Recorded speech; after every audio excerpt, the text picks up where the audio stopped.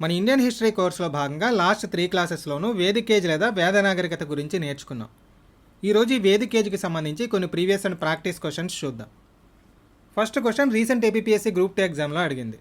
క్రింది వాటిలో ఏ శాసనం వేద దేవతలైన ఇందిర, వరుణ, మిత్ర మరియు నాసచ్చుల పేర్లను పేర్కొంది? యాక్చువల్లీ ఇది ఇందిరా కాదు, ఇంద్ర. ఇంగ్లీష్ వెర్షన్లో బాగానే ఇచ్చాడు, తెలుగు వెర్షన్లో మాత్రం ఇందిరా అని ఇచ్చాడు. సో రేపు మీకు ఎగ్జామ్లో పేర్ల విషయంలో ఏమైనా కన్ఫ్యూజన్ వచ్చినప్పుడు ఇంగ్లీష్ వెర్షన్తో క్రాస్ చెక్ చేసుకోండి. ఇచ్చిన ఆప్షన్స్ ఏంటంటే మన్సెహ్రా, షాబాజ్ గర్హి, బోగజ్కోయ్, జూనాగఢ్. మనం ఫస్ట్ క్లాస్లోనే చెప్పుకున్నాం. ప్రస్తుతం టర్కీ ఉన్న ఏరియాలో క్రీస్తుపూర్వం 1400 ప్రాంతానికి చెందిన ఒక శాసనం దొరికింది. ఏం శాసనం అది? బోగజ్కోయి శాసనం. దేని గురించి బోగజ్కోయి శాసనం? అప్పట్లో హిటైట్స్ అండ్ మిటనీ అనే 2 ఆర్యజాతి తెగల మధ్య జరిగిన శాంతి ఒప్పందానికి సంబంధించి. ఈ ఒప్పందానికి సాక్షులుగా మిటనీ తెగ రాజు ఎవరి పేర్లు మెన్షన్ చేశాడని చెప్పుకున్నాం? అప్పట్లో వాళ్ళు పూజించే దేవతల పేర్లు ఇంద్ర, వరుణ, మిత్ర, నాసత్యాస. ఇక్కడ నాసత్యాస అంటే అశ్విని దేవతలు. సో ఇక్కడ కరెక్ట్ ఆన్సర్ బోగజ్కోయి శాసనం. నెక్స్ట్ సెకండ్ క్వశ్చన్, వధువును డబ్బు ఇచ్చి కొనుక్కునే వివాహ పద్ధతి. ఈ క్వశ్చన్ 2012 గ్రూప్ 1 ఎగ్జామ్లో అడిగారు. అసుర, పైశాచ, ప్రాజాపత్య, రాక్షస. మన వేదకాలంలో ఉన్న 8 రకాల వివాహాల గురించి నేర్చుకున్నాం. బ్రహ్మ, దైవ, ఆర్ష, ప్రాజాపత్య, అసుర, గాంధర్వ, రాక్షస, పైశాచ. ప్రాజాపత్య వివాహం అంటే అమ్మాయి తండ్రి తనకి సూట్ అయ్యే అబ్బాయిని వెతికి తెచ్చి పెళ్లి చేయడం. కట్న కానుకలు లాంటివి ఉండవు. రాక్షస వివాహం అంటే అమ్మాయికి అబ్బాయి అంటే ఇష్టమే, కానీ వాళ్ళ పేరెంట్స్కి ఇష్టం ఉండదు. అటువంటి సిచ్యుయేషన్స్లో అమ్మాయిని ఎత్తుకెళ్ళి పెళ్లి చేసుకోవడం. పైశాచిక వివాహం అంటే అమ్మాయికి వాళ్ళ పేరెంట్స్కి కూడా ఇష్టం లేకుండా అమ్మాయిని బలవంతంగా తెచ్చి పెళ్లి చేసుకోవడం. అసుర వివాహం అంటే అమ్మాయికి ఇష్టం లేకపోయినా వాళ్ళ పేరెంట్స్కి భారీగా డబ్బులు ఇచ్చి ఒప్పించి పెళ్లి చేసుకోవడం. Best example Kanyasulkam. సో ఇక్కడ వధువుని డబ్బు ఇచ్చి కొనుక్కునే వివాహ పద్ధతి అని అడిగారు కాబట్టి కరెక్ట్ ఆన్సర్ అసుర వివాహం అవుతుంది. నెక్స్ట్ థర్డ్ క్వశ్చన్, మొట్టమొదటగా 4 విధాలైన వర్ణ వ్యవస్థకి సంబంధించిన నిర్దేశం కనిపించున్నది. ఈ క్వశ్చన్ 2010 గ్రూప్ 1 ఎగ్జామ్లో అడిగారు. పురుష సూక్తం, ఋగ్వేదం, శతపథ బ్రాహ్మణం, మనుధర్మ శాస్త్రం. దీనికి కరెక్ట్ ఆన్సర్ పురుష సూక్తం. ఋగ్వేదంలో 10వ మండలంలో చివరిదైన పురుష సూక్తంలో 11వ శ్లోకం ఏం చెప్తుందంటే, బ్రాహ్మణులు సృష్టికర్త యొక్క ముఖం నుంచి, క్షత్రియులు సృష్టికర్త యొక్క భుజాల నుంచి, వైశ్యులు సృష్టికర్త తొడల నుంచి, శూద్రులు సృష్టికర్త పాదాల నుంచి జన్మించారు అని చెప్తుంది. మొట్టమొదటిసారిగా వర్ణ వ్యవస్థని మెన్షన్ చేసిన ఇన్సిడెంట్ ఇదే. ఇక్కడ పురుష సూక్తం అనే ఆప్షన్స్లో క్లియర్గా మెన్షన్ చేశారు కాబట్టి అది కరెక్ట్ ఆన్సర్ అయింది. ఇన్ కేస్ పురుష సూక్తం అన్న ఆప్షన్ లేదనుకోండి, అప్పుడు ఋగ్వేదం కరెక్ట్ ఆన్సర్ అవుతుంది. ఫర్ ఎగ్జాంపుల్ ఈ క్వశ్చన్ చూడండి. ఋగ్వేదానికి సంబంధించి రిపీటెడ్గా అడుగుతున్న క్వశ్చన్, కుల వ్యవస్థని ప్రస్తావించిన తొలి గ్రంథం ఏది? అథర్వణ వేదం, యజుర్వేదం, సామవేదం, ఋగ్వేదం. ఆన్సర్ తెలిసిందే కదా, ఋగ్వేదం. నెక్స్ట్ లాస్ట్ క్వశ్చన్లో ఇచ్చిన ఆప్షన్స్లో శతపథ బ్రాహ్మణానికి సంబంధించిన ఇంపార్టెంట్ పాయింట్ ఏంటంటే, దీనిలో అప్పగా డబ్బు ఇవ్వడం గురించి అంటే వడ్డీ వ్యాపారం గురించి ఫస్ట్ టైం మెన్షన్ చేశారు. దీని గురించి కూడా చాలాసార్లు అడిగారు. అలానే వ్యవసాయానికి సంబంధించిన విషయాలు కూడా దీనిలో మెన్షన్ చేయడం జరిగింది. నెక్స్ట్ మనుధర్మ శాస్త్రంలో ఏమో చట్టం, న్యాయాలకు సంబంధించిన విషయాలు ఉంటాయి. అండ్ 2003 గ్రూప్ 1 ఎగ్జామ్లో కూడా పురుష సూక్తం గురించి క్వశ్చన్ అడిగారు. ఈ క్రింది మహాగ్రంథాల్లో దేనిలో పురుష సూక్తం కలదు అని? ఋగ్వేదం, మనుస్మృతి, మహాభారతం, తిరువళ్ళువార్. ఆన్సర్ తెలిసిందే కదా, ఋగ్వేదం. నెక్స్ట్ 2000 గ్రూప్ 2 క్వశ్చన్, ఋగ్వేదం ఏ కాలం నాటిది? 1000 BC, 4500 BC, 1500 BC, 1500 to 1000 BC. First క్లాస్లోనే చెప్పుకున్నాం. క్రీస్తుపురం 1500 నుంచి 1000 మధ్య కాలంలో ఋగ్వేదం రాయబడింది కాబట్టి ఆ కాలాన్ని తొలివేద కాలం లేదా ఋగ్వేద కాలం అని పిలుస్తాము అని. సో ఇక్కడ కరెక్ట్ ఆన్సర్ ఏంటి? క్రీస్తుపురం 1500 to 1000. నెక్స్ట్ క్వశ్చన్, ఋగ్వేదంలోని రుక్కుల సంఖ్య 1020, 1030, 1014, 1017. మనం లాస్ట్ క్లాస్లోనే చెప్పుకున్నాం. ఋగ్వేదంలో మొత్తం 1028 శ్లోకాలు ఉంటాయి అని. వీటిలో 1017 ప్రధాన శ్లోకాలు అయితే మిగతా 11 అనుబంధ శ్లోకాలు. ఇక్కడ ఇచ్చిన ఆప్షన్స్లో 1028 లేదు కాబట్టి కరెక్ట్ ఆన్సర్ ఏమవుతుంది? 1017. నెక్స్ట్ క్వశ్చన్, ఇది కూడా 2010 గ్రూప్ 1 ఎగ్జామ్లో అడిగిన క్వశ్చన్. దక్షిణ భారతదేశంను ఆర్యవంశీయులుగా మార్చినట్టు పిలువబడు ముని? ఆపస్తంభ, వశిష్ఠ, విశ్వామిత్ర, అగస్త్య. తొలివేద కాలంలో ఆర్యులు హిందూకుష్ పర్వతాలను దాటి సప్తసింధు ప్రాంతంలో ఎంటర్ అయ్యారు. మలివేద కాలంలో అక్కడి నుంచి తూర్పు వైపుగా ప్రయాణించి గంగా మైదానానికి స్ప్రెడ్ అయ్యారు. కానీ గంగా మైదానం నుంచి మన సౌత్ సైడ్ రావడానికి వింధ్య పర్వతాలు అడ్డుగా ఉండేవి. సో చాలా కాలం మన సైడ్ రాకుండా గంగా మైదానంలోనే ఉండిపోయారు. అటువంటి టైంలో అగస్త్యుడు అనే ఒక మహర్షి ఈ వింధ్య పర్వతాలకి వెస్ట్ సైడ్ ఒక చిన్న లోయ లాంటి ప్రాంతాన్ని ఫైండ్ అవుట్ చేసి అక్కడి నుంచి ఒక రూట్ని ఎస్టాబ్లిష్ చేస్తాడు. ఆ రూట్ ద్వారా ఆర్య మహర్షులు దక్షిణం సైడ్ కూడా వచ్చేసి ఇక్కడ ఆశ్రమాలు ఏర్పాటు చేసుకుని ఆర్యుల భాషని, కల్చర్ని, మతాన్ని ఇక్కడ ప్రమోట్ చేస్తారు. సో ఇలా దక్షిణ భారతదేశంలో కూడా ఆర్యులు ఎంటర్ అవ్వడానికి, వాళ్ళ సంస్కృతిని ఇక్కడ స్ప్రెడ్ చేయడానికి హెల్ప్ చేసిన ముని ఎవరంటే అగస్త్యుడు. సో ఇక్కడ correct answer Agastya. Next question, ఈ క్రింది వాటిలో ఏ విషయంలో వేదకాలం నాటి ఆర్యులు ప్రావీణ్యులు కారు? ఇది 2008 గ్రూప్ 1 క్వశ్చన్. ఖగోళ శాస్త్రం, గణిత శాస్త్రం, రసాయన శాస్త్రం, వైద్య శాస్త్రం. అథర్వ వేదం లేదా అథర్వణ వేదంలో వైద్య శాస్త్రానికి సంబంధించిన విషయాలు ఉంటాయి. బ్రాహ్మణాల్లో మ్యాథమెటిక్స్కి సంబంధించిన విషయాలు ఉంటాయి. యజ్ఞయాగాలు చేయడానికి ముహూర్తాలు అవి పెట్టేవారు కాబట్టి వాళ్ళకి ఆస్ట్రాలజీ మీద కూడా గ్రిప్ ఉందని తెలుస్తుంది. సో ఖగోళ శాస్త్రం కూడా తెలుసు. కానీ ఈ కాలంలో రసాయన శాస్త్రం లేదా కెమిస్ట్రీ డెవలప్ అయినట్టు మనకి ఎటువంటి ఆధారాలు కనిపించట్లేదు. సో ఇక్కడ కరెక్ట్ ఆన్సర్ ఏంటంటే రసాయన శాస్త్రం. సేమ్ ఎగ్జామ్లో అడిగిన ఇంకో క్వశ్చన్, ద్రవ్యారుణమును గురించి మొట్టమొదటిసారిగా ప్రస్తావించిన వేద గ్రంథం? అథర్వణ వేదం, యజుర్వేదం, శతపథ బ్రాహ్మణం, గోపద బ్రాహ్మణం. యజుర్వేదంలో యజ్ఞయాగాలకు సంబంధించిన విషయాలు ఉంటాయి. సామవేదంలో సంగీతానికి సంబంధించిన విషయాలు ఉంటాయి. ఋగ్వేదంలో ప్రార్థనా శ్లోకాలు ఉంటాయి. బ్రహ్మ లేదా ప్రధాన పురోహితుడు ఎలా ఉండాలో గోపద బ్రాహ్మణం చెప్తుంది. వైద్యం గురించి, ఆయుర్వేదం గురించి అథర్వణ వేదం చెప్తుంది. ద్రవ్యరుణం లేదా వడ్డీ వ్యాపారం గురించి చెప్పేది శతపథ బ్రాహ్మణం. సో ఇక్కడ కరెక్ట్ ఆన్సర్ శతపథ బ్రాహ్మణం. నెక్స్ట్ క్వశ్చన్, నలుపు తెలుపులుగా విభజించబడ్డ వేదం ఏది? ఋగ్వేదం, సామవేదం, యజుర్వేదం, అథర్వణ వేదం. యాజ్ఞవల్కుడి స్టోరీ గుర్తుంది కదా, కృష్ణ యజుర్వేదం, శుక్ల యజుర్వేదం. కృష్ణ అంటే నలుపు, శుక్ల అంటే తెలుపు. సో నలుపు తెలుపులుగా విభజించబడ్డ వేదం యజుర్వేదం. నెక్స్ట్ 2007 గ్రూప్ 1 క్వశ్చన్, 4 వేదాల్లో అనార్యుల రచనగా భావించబడుతున్న వేదం ఏది? ఋగ్వేదం, యజుర్వేదం, సామవేదం, అథర్వణ వేదం. దీనికి ఆన్సర్ ఏంటని చెప్పుకున్నాం? అథర్వణ వేదం లేదా అథర్వ వేదం. ఋగ్వేదం అంతా అప్పర్ క్లాస్ గురించి చెప్తే అథర్వ వేదం అంతా కూడా లోయర్ క్లాస్ గురించి చెప్తుంది. అండ్ క్షుద్ర శక్తులకి, భూతప్రేత పిశాచాలకి సంబంధించిన మంత్రాలు కూడా దీంట్లో మనకి ఎక్కువగా కనిపిస్తాయి. సో ఇది అనార్య జాతులకు చెంది ఉండవచ్చు అని చెప్పి కొంతమంది భావిస్తున్నారు. సో ఇక్కడ కరెక్ట్ ఆన్సర్ ఏంటి? అథర్వణ వేదం. నెక్స్ట్ క్వశ్చన్, దశరాజుల యుద్ధం ఏ వేదంలో ప్రస్తావించబడింది? ఋగ్వేదం, యజుర్వేదం, సామవేదం, అథర్వణ వేదం. ఈ 10 మంది రాజుల యుద్ధం ఇనీషియల్ డేస్లోనే జరిగింది కాబట్టి ఆబ్వియస్లీ ఆన్సర్ ఏమవుతుంది? ఋగ్వేదం. నెక్స్ట్ 2011 గ్రూప్ 2 క్వశ్చన్, మొత్తం పురాణాల సంఖ్య 18, 20, 12, 16. అష్టాదశ పురాణాలు అంటాం. అష్ట అంటే 8, దశ అంటే 10. సో టోటల్ పురాణాలు 8 + 10 18. సేమ్ ఎగ్జామ్లో అడిగిన ఇంకో క్వశ్చన్, గోత్రం అను పదం మొదటిసారిగా వాడబడిన వేదం ఏది? సామవేదం, ఋగ్వేదం, అథర్వ వేదం, యజుర్వేదం. దీనికి 2 ఆన్సర్స్ ఉంటాయి. ఇనీషియల్గా గోత్ర అనే పదం తొలివేద కాలంలో ఋగ్వేదంలో మెన్షన్ చేయబడింది. కానీ ఋగ్వేదం కాంటెస్ట్లో గో అంటే ఆవు, త్ర అంటే మనం క్షత్రియ అనే పదం దగ్గర చెప్పుకున్నాం. త్ర అంటే రక్షించడం. సో గోత్ర అంటే ఆవులు సేఫ్గా ఉంచే గోశాల లేదా పశువుల షెడ్డు అని మీనింగ్. ఇదే మీనింగ్తో దీన్ని ఋగ్వేదంలో మెన్షన్ చేయడం జరిగింది. అప్పట్లో ఒక ఫ్యామిలీకి చెందిన వాళ్ళందరూ వాళ్ళ పశువులతో సహా ఒకే ప్లేస్లో ఉండేవారు అని చెప్పుకున్నాం. సో ఆ పశువులే వాళ్ళ ఐడెంటిఫికేషన్ అనమాట. తర్వాతి కాలంలో ఆ ఫ్యామిలీస్ డివైడ్ అయిపోయినా సేమ్ ఫ్యామిలీలో మ్యారేజెస్ అంటే ఒకే పురుషుడికి పుట్టిన పిల్లల మధ్య వివాహ సంబంధాలని అవాయిడ్ చేయడానికి ఆ గోవుల మందల రంగును బట్టి, జాతిని బట్టి డిఫరెన్షియేట్ చేసేవారు. ఇలా మలివేద కాలానికి వచ్చేసరికి ఒకే మూల పురుషుడి నుంచి వచ్చిన వాళ్ళందరినీ ఒకే గోత్రంగా కన్సిడర్ చేయడం జరిగింది. సో ఇలా వంశం పరంగా గోత్ర అనే పదం ఫస్ట్ టైం మలివేద కాలంలో అథర్వ వేదం లేదా అథర్వణ వేదంలో కనిపించింది. సో ఓవరాల్గా ఫస్ట్ టైం కనిపించిందేమో ఋగ్వేదంలో, కాకపోతే అప్పుడు దీని మీనింగ్ వేరే. ప్రస్తుతం మనం యూజ్ చేస్తున్న వంశనామం అనే అర్థంలో గోత్ర అనే పదం ఫస్ట్ టైం యూజ్ చేసింది మాత్రం అథర్వణ వేదంలో. సో రేపు ఎగ్జామ్లో క్వశ్చన్ ఏ విధంగా అడుగుతున్నాడో చూసి కేర్ఫుల్గా ఆన్సర్ పెట్టండి. నెక్స్ట్ 2012 గ్రూప్ 2 క్వశ్చన్, ఏ వేదాన్ని సంగీతపరమైన కృతిగా పరిగణించారు? ఋగ్వేదం, యజుర్వేదం, సామవేదం, అథర్వణ వేదం. కరెక్ట్ ఆన్సర్ సామవేదం. ఇదే క్వశ్చన్ని ఇంకోలా కూడా అడుగుతున్నారు, భారతీయ సంగీతానికి ఆధారమైన వేదం ఏది అని. దీనికి ఆన్సర్ కూడా సామవేదం. అండ్ ఈ క్వశ్చన్ కూడా చూడండి, చరిత్రకారులకి పెద్దగా ఉపయోగపడని వేదం ఏది? దీనికి ఆన్సర్ మనం పైనే చెప్పుకున్నాం. చరిత్రకారులకే మన దేశం యొక్క సాంఘిక, రాజకీయ, ఆర్థిక, సాంస్కృతిక పరిస్థితులను అర్థం చేసుకోవడంలో ఈ వేదాలు అనేవి ప్రాథమిక ఆధారాలుగా ఉపయోగపడుతున్నాయి. ఎక్కువగా ఉపయోగపడే వేదాలు ఋగ్వేదం అండ్ అథర్వణ వేదం. ఎందుకంటే ఇవి 2 ఇండిపెండెంట్ వేదాలు కాబట్టి వీటి ద్వారా డిఫరెంట్ విషయాలు తెలుస్తున్నాయి. ఋగ్వేదం నుంచి కాపీ చేసిన యజుర్వేదం నుంచి కూడా టు సర్టెన్ ఎక్స్టెంట్ యజ్ఞయాగాలకు సంబంధించిన విషయాలు తెలుస్తున్నాయి.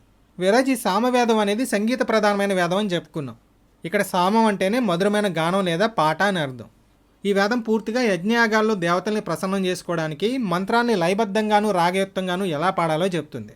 అంటే మ్యూజిక్కి సంబంధించిన ఇన్ఫర్మేషన్ ఎక్కువగా ఉంటుందన్నమాట. సో చరిత్రకారులకు పెద్దగా యూజ్ అయిన వేదం సామవేదం. నెక్స్ట్ క్వశ్చన్, సుమారు 6500 పేజీలతో కూడిన 7 సంపుటాల బృహత్ గ్రంథం హిస్టరీ ఆఫ్ ధర్మశాస్త్రాస్. దీన్ని రచించింది ఎవరు? PV Kane, Balagangadhar Tilak, William Jones, FE Pargiter. దీనికి కరెక్ట్ ఆన్సర్ పాండురంగ వామన్ కానే. షార్టర్ ఫామ్లో పివి కానే అంటాం. డైనాస్టీస్ ఆఫ్ కలియేజ్ అనే పేరుతో పురాణాలని ఆంగ్లంలో అనువదించిన వారు ఎవరు? VA Smith, AL Basham, William Jones, FE Pargiter. Dynasties of Kali age అనే బుక్ రాసింది ఫ్రెడరిక్ ఈడెన్ పార్గిటర్. షార్టర్ ఫామ్లో ఎఫ్ఈ పార్గిటర్ అంటాం. Next 2004 group 1 question. Satyameva Jayate నినాదం ఏ ఉపనిషత్తు నుంచి గ్రహించారు? ఈశా ఉపనిషత్తు, తైత్రీయ ఉపనిషత్తు, కథా ఉపనిషత్తు, ముండకోపనిషత్తు. మన భారత ప్రభుత్వం యూజ్ చేసే సత్యమేవ జయతే స్లోగన్ని తీసుకుంది ముండకోపనిషత్తు నుంచి. ఈ క్వశ్చన్ కూడా చాలాసార్లు రిపీటెడ్గా అడిగారు. Next 2003 group 2 question. ఉపనిషత్తులు క్రింది వాణిలో దేనికి సంబంధించిన గ్రంథాలు? మత సంస్కారాలు, యోగా, తత్వశాస్త్రం, సామాజిక శాసనం. లాస్ట్ క్లాస్లో చెప్పుకున్నాం, ప్రతి వేదానికి ముందు సంహిత, తర్వాత బ్రాహ్మణాలు, తర్వాత అరణ్యకాలు, ఆఖరణ ఉపనిషత్తులు వస్తాయి అని. వేదాలకి చివరిలో వస్తాయి కాబట్టి ఈ ఉపనిషత్తులకి వేదాంతం అని పేరు వచ్చింది. మిగతా 3 పార్ట్లు దేవతల స్తోత్రాలు, యజ్ఞయాగాది కర్మకాండల గురించి చెప్తే ఆఖరమైన ఉపనిషత్తులు మాత్రం జ్ఞానం గురించి చెప్తాయి. అసలు ఈ విశ్వం ఏంటి, దీన్ని ఎవరు సృష్టించారు, మనిషి ఎందుకు జన్మిస్తున్నాడు, ఎందుకు చనిపోతున్నాడు, చనిపోయిన తర్వాత ఎక్కడికి వెళ్తున్నాడు, అసలు మానవ జీవితానికి లక్ష్యం ఏంటి, ఇలా రకరకాల ప్రశ్నలు వేసుకుని వాటికి సమాధానాలు తెలుసుకునే ప్రయత్నం చేశారు. సో ఇక్కడ కరెక్ట్ ఆన్సర్ ఏంటంటే ఫిలాసఫీ, తత్వశాస్త్రం. Next question.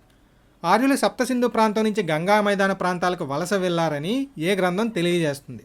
ఐతరేయ బ్రాహ్మణం, శతపథ బ్రాహ్మణం, తైమినీయ బ్రాహ్మణం, తైత్రేయ బ్రాహ్మణం. దీనికి కరెక్ట్ ఆన్సర్ శతపథ బ్రాహ్మణం. Next 2007 group 2 question. రామాయణ మహాభారతాలను ఏమని అంటారు? వేదాలు, ఇతిహాసాలు, ఉపనిషత్తులు, సంహితాలు.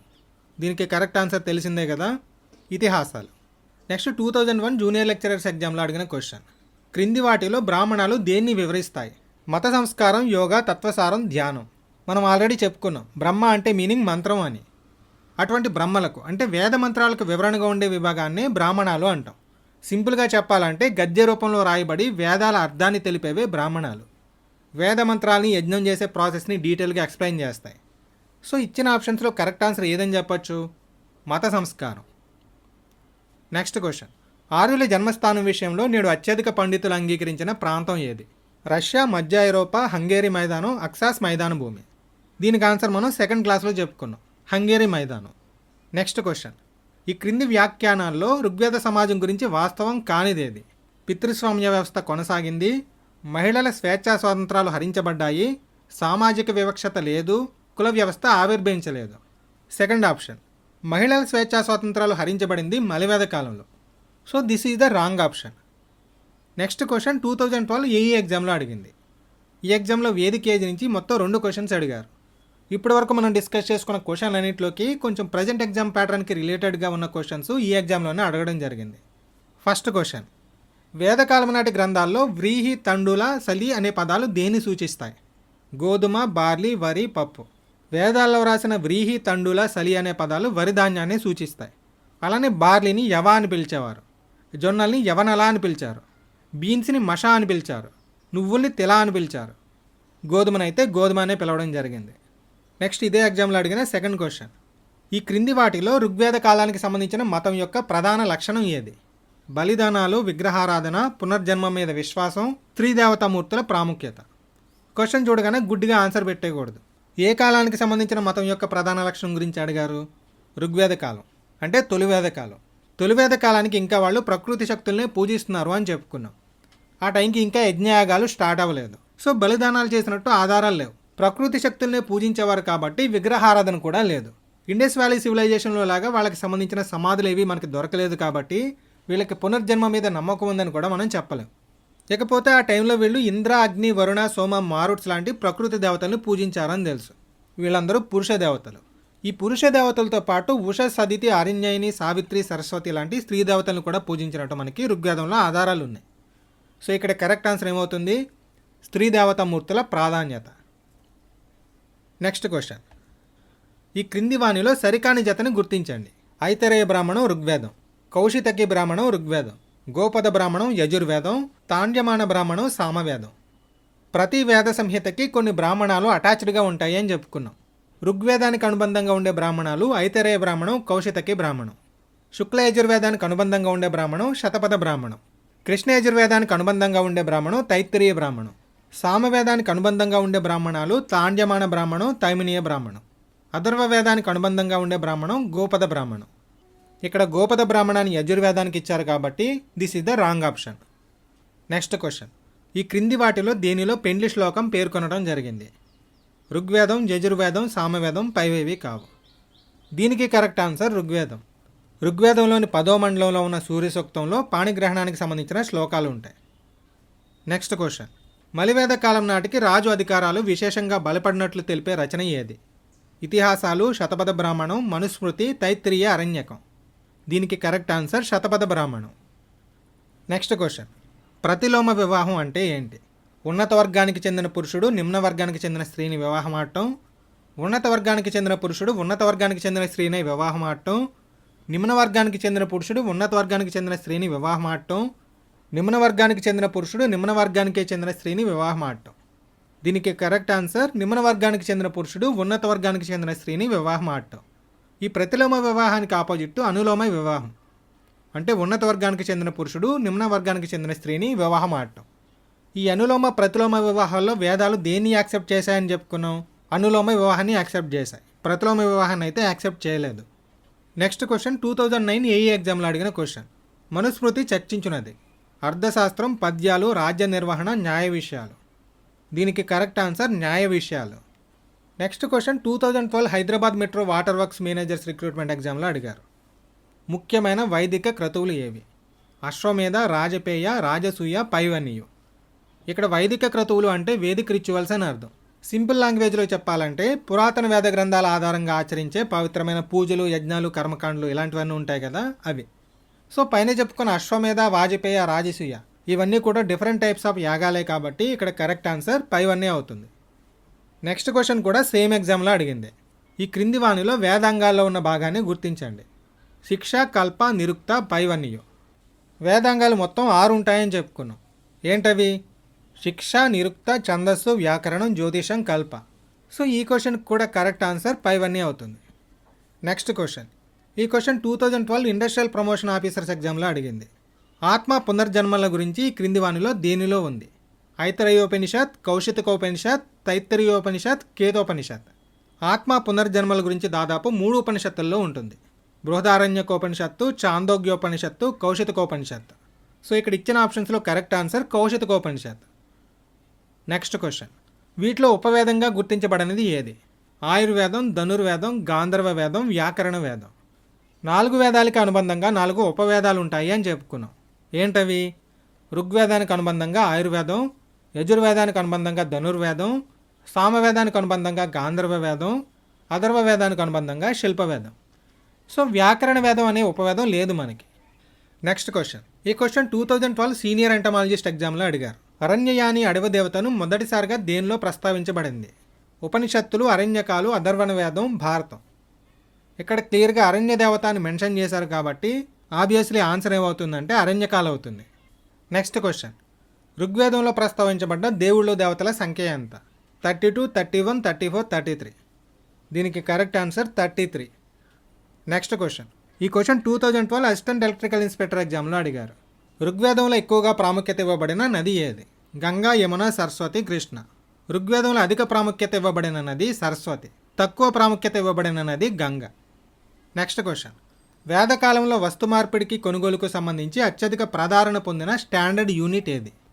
ఆవు, బంగారు నిష్క, పైరొండు, పణ. వేదకాలంలో ఎస్పెషల్లీ తొలివేద కాలంలో వినిమయ మాధ్యమం లేదా టోకెన్ ఆఫ్ ఎక్స్చేంజ్ అంటే ఏదైనా ఒక వస్తువుని కానీ సేవను కానీ కొనుగోలు చేయడానికి లేదా మార్చుకోవడానికి ఉపయోగించే ఒక ప్రామాణిక వస్తువు లేదా సాధనంగా గోవుల్ని వాడినట్టు ఆధారాలు ఉన్నాయి. కానీ అన్ని సందర్భాల్లోనూ ఇలా గోవుల్ని యూజ్ చేయడం పాజిబుల్ కాదు, ఎందుకంటే అరగోవు పావు గోవు ఇవ్వలేం కదా. సో అటువంటి సిచ్యుయేషన్స్లో నిష్కా అనే గోల్డ్ చైన్ని కూడా బిజినెస్ డీలింగ్స్ కోసం యూజ్ చేశారు. మలివేద కాలం నాటికైతే బంగారం, వెండి, లోహాలతో చేసిన నాణాలు అందుబాటులోకి వచ్చాయి. నెక్స్ట్ క్వశ్చన్, వివిధ రకాల వ్యాధుల ప్రస్తావన ఉన్న వేదం ఏది? ఋగ్వేదం, యజుర్వేదం, సామవేదం, అథర్వణ వేదం. దీనికి కరెక్ట్ ఆన్సర్ అథర్వణ వేదం. నెక్స్ట్ క్వశ్చన్, శతపథ బ్రాహ్మణంలో ఉన్న త్రయీ వైవిద్య రుక్కో యజుంషి సామాని అనే శ్లోకం ఆధారంగా 3 వేదాలని త్రయీ అంటారు. వీటిలో లేని వేదం ఏది? యజుర్వేదం, సామవేదం, ఋగ్వేదం, అథర్వ వేదం. ఇక్కడ ఈ క్వశ్చన్కి మీకు ఆన్సర్ తెలియదు అనుకోండి, ఈ క్వశ్చన్లో అడిగిన శ్లోకాన్ని ఒకసారి చూడండి. ఇక్కడ రుకో అంటే ఋగ్వేదం, యజు అంటే యజుర్వేదం, సామ అంటే సామవేదం, అంటే ఋగ్వేదం, యజుర్వేదం, సామవేదం. ఈ 3 వేదాన్ని కలిపి త్రయీవ విద్య అంటున్నారు. సో ఇక్కడ మిగిలిన వేదం ఏది? అథర్వ వేదం.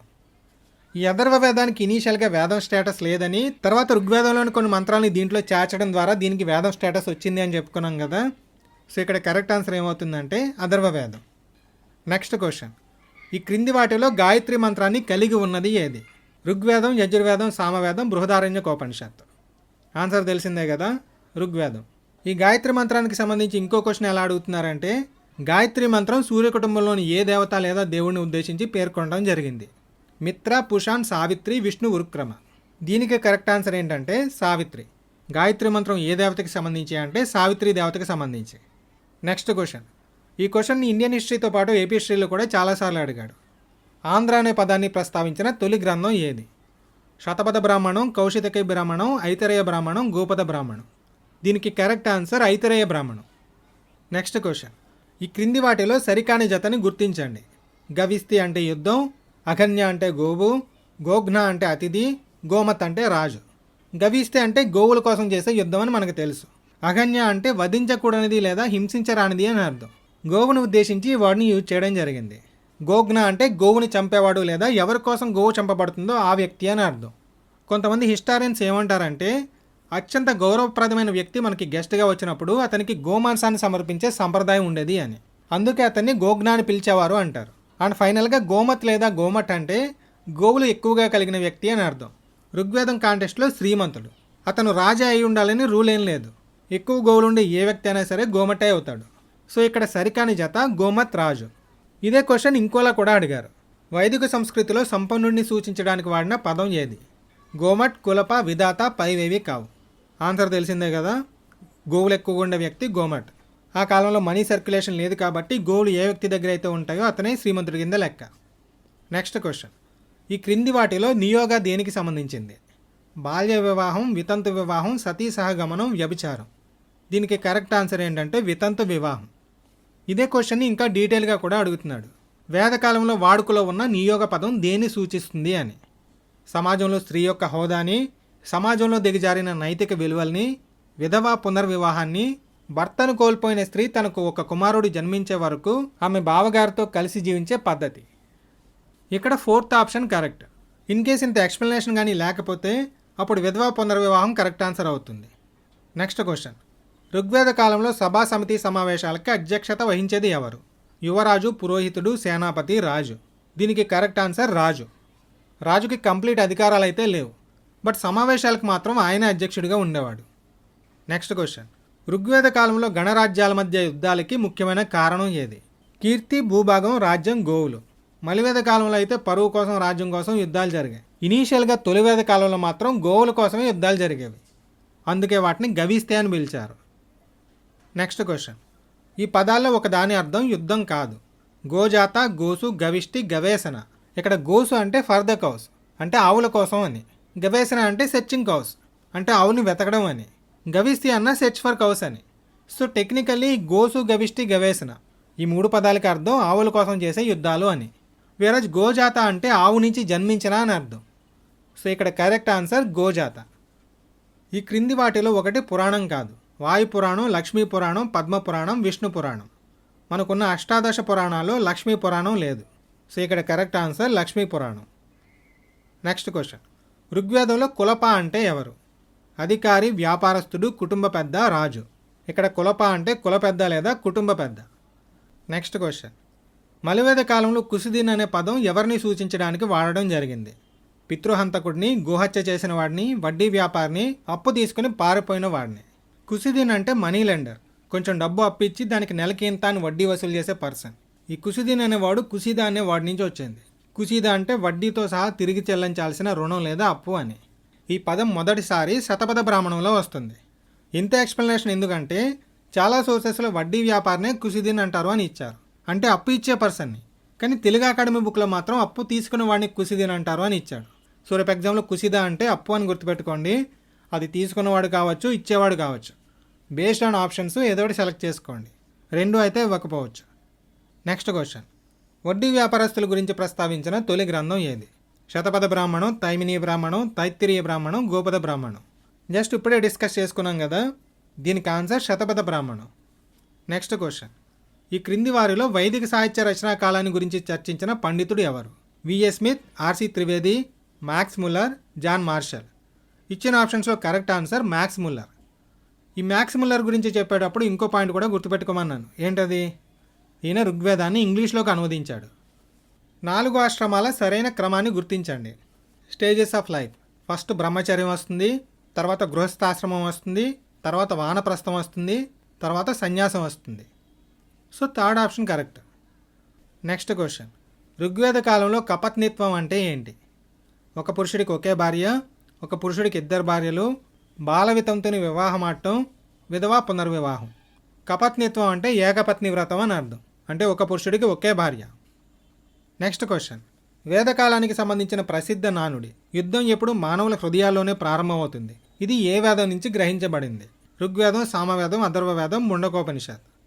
దీనికి కరెక్ట్ ఆన్సర్ అథర్వవేదం.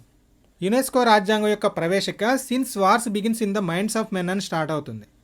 అది దీని నుంచి ఇన్స్పైర్ అయి తీసుకున్నారని చెప్పచ్చు. Next question. వేదకాలంలో పుషాణ్ అనే దేవత వృక్షాధిపతి, దుర్గాల రక్షకుడు, గ్రామ సంరక్షకుడు, పశు సంరక్షకుడు. దీనికి కరెక్ట్ ఆన్సర్ పశు సంరక్షకుడు. Next question. ఈ క్రింది వాటిలో దేన్ని వేదాంతం అంటారు? వేదాలు, బ్రాహ్మణాలు, అరణ్యకాలు, ఉపనిషత్తులు. ఇది మనం ఆల్రెడీ డిస్కస్ చేసుకున్నాం. ఉపనిషత్తుల్ని వేదాంతం అంటారు. Next question. ఋగ్వేదంలో ఇనుమును సూచించడానికి వాడిన పదం ఏది? శ్యామాయస్, ఖనిజాయస్, తామ్రాయస్, ధరుసాయస్. దీనికి కరెక్ట్ ఆన్సర్ శ్యామాయస్. Next question. వైదిక కాండలో యజుర్వేద మంత్రాన్ని పఠించే పూజారి ఎవరు? హోత్రి పూజారి, ఉద్గాత్రి పూజారి, అధ్వర్య పూజారి, మినిహ పూజారి. దీని గురించి కూడా మనం డిస్కస్ చేసుకున్నాం. మీరు ఏ యజ్ఞం తీసుకున్నా 4 ఋత్విజులు ప్రధానంగా ఉంటారు. ఋగ్వేద మంత్రాలు పఠించే పర్సన్ హోత లేదా హోత్రి, యజుర్వేద మంత్రాలు పఠించే పర్సన్ అధ్వర్యుడు, సామవేద మంత్రాలు పఠించే పర్సన్ ఉద్గాత లేదా ఉద్గాత్రి, అథర్వవేద మంత్రాలు పఠించే పర్సన్ బ్రహ్మ. సో ఇక్కడ కరెక్ట్ ఆన్సర్ అధ్వర్య. Next question. ఏకజులు అంటే ఎవరు? జాతక కర్మకి అర్హత లేని వాళ్ళు, చూడకర్మకి అర్హత లేని వాళ్ళు, ఉపనయనానికి అర్హత లేని వాళ్ళు, అంత్యేష్టికి అర్హత లేని వాళ్ళు. ఏకజులు అంటే జంధ్యం వేసుకుని వాళ్ళు. శూద్రులు, స్త్రీలు. జంధ్యం ఎప్పుడు వేసుకుంటాం? నీకు ఉపనయనం జరిగినప్పుడు. సో ఇక్కడ కరెక్ట్ ఆన్సర్ ఉపనయనానికి అర్హత లేనివారు. Next question. వేదకాలంలో ద్విజ 2 మార్లు పుట్టినవాడు అనే పదాన్ని ఈ క్రింది వారిని సూచించడానికి ప్రయోగించడం జరిగింది.